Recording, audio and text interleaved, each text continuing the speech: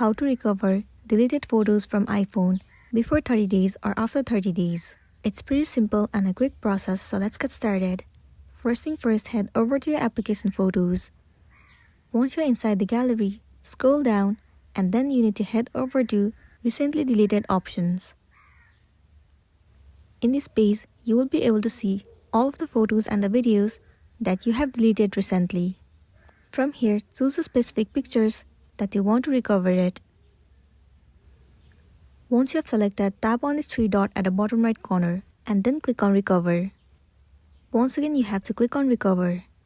And there you go, the pictures that you have recently deleted has been recovered.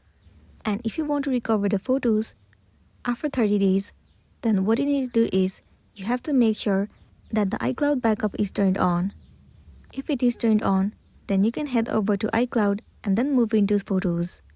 From there, you will be able to recover the pictures easily, and then you'll be good to go. So that's the wrap for this video. Make sure to smash the like button and consider subscribing to our channel. We'll see you in the next one.